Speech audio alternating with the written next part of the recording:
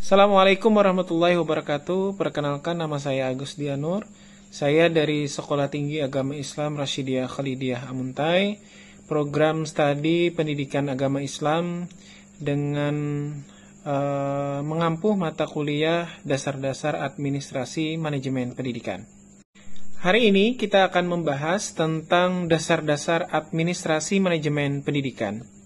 Baik, saya akan masuk mengenai bahasan kita, yaitu terkait mengenai apa sih dasar-dasar administrasi manajemen pendidikan itu. Nah, jadi manajemen pendidikan itu adalah sebuah proses merencanakan sesuatu. Makanya dengan proses itu ada perencanaan, ada pengawasan, ada pengelolaan, dan bahkan juga ada sumber daya manusianya. Nah, maka dengan itu kita sebagai orang yang merencanakan sesuatunya itu, maka direncanakanlah dengan matang. Makanya dengan perencanaan itu, sumber daya manusia yang bagus, manajemen yang bagus, maka pendidikan itu akan berjalan dengan baik. Nah, berdasarkan pengertian bahwa dasar-dasar administrasi manajemen pendidikan itu ialah salah satu proses sistematis dan terstruktur untuk mengelola dan mengembangkan lembaga pendidikan. Jadi ini adalah salah satu unsur yang mana mendefinisikan bahwa dengan satu proses itu kita bisa tersistematis dan terstruktur untuk mengelola sebuah lembaga pendidikan yang ada di tempat kita, yang ada di wilayah kita, terutamanya di lingkungan kita sendiri. Nah, maka ini adalah tentunya lembaga pendidikan ini harus direncanakan di pengorganisasian yang benar, serta memberikan pengawasan yang tepat, serta bagaimana cara mengelola sumber daya manusia itu dengan baik.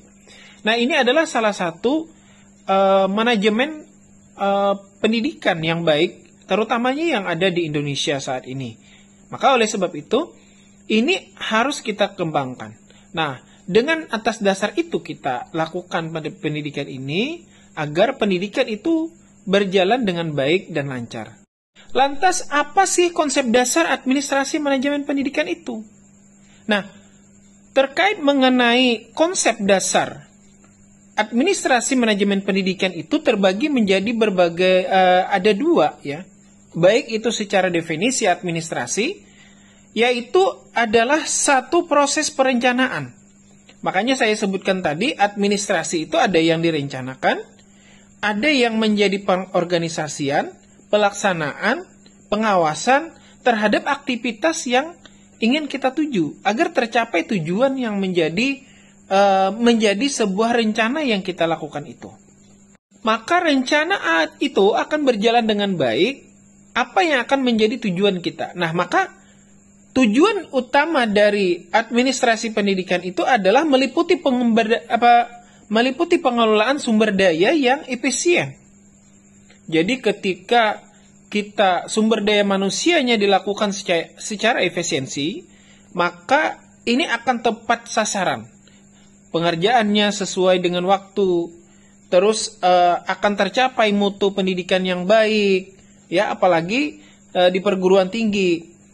Mengembangkan sistem pendidikan yang efektif, yang bagus kepada peserta didik, yang tentunya ini akan memberikan dampak-dampak kepada peserta didik itu sendiri. Baik, intinya adalah pendidikan itu sangat penting bagi kita, terutamanya bagi masyarakat, siapapun itu, kewajiban kita adalah mendapatkan pendidikan itu secara merata. Kita mendapatkan hak-hak kita semuanya, mendapatkan pendidikan itu secara merata, dari TK sampai itu tercanang oleh pemerintah selama 13 tahun. Nah, jadi tentunya kita mendapatkan hak yang sama untuk mendapatkan pendidikan itu. Nah, maka oleh sebab itu, agar semua tujuan itu tercapai, maka kita belajar dan bahkan kita memberikan dampak positif kepada masyarakat apa yang menjadi konsep kita tentang pendidikan saat ini. Maka oleh sebab itu, kita akan menjalankan apa yang menjadi pendidikan yang terbaik buat masyarakat yang ada di lingkungan kita. Baik, sedikit saya akan memberikan gambaran tentang bagaimana pendidikan kita di Indonesia saat ini. Tentu ini akan memberikan dampak positif dan bagaimana pendidikan kita saat ini. Berikut tayangan videonya.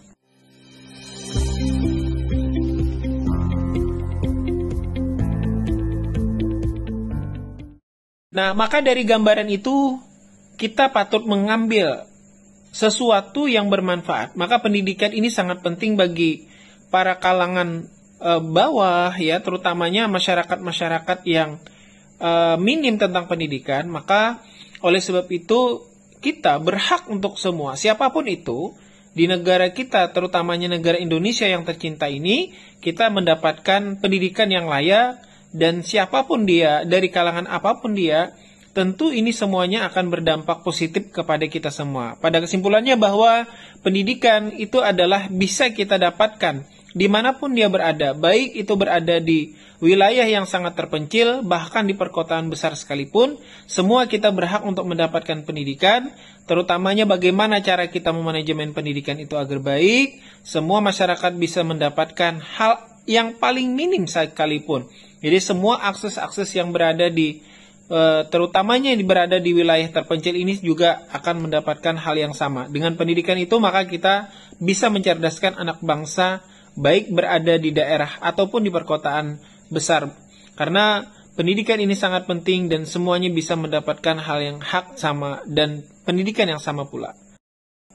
Demikian yang bisa saya sampaikan. Mudah-mudahan ini menjadi manfaat dan saya akhiri. Wassalamualaikum warahmatullahi wabarakatuh.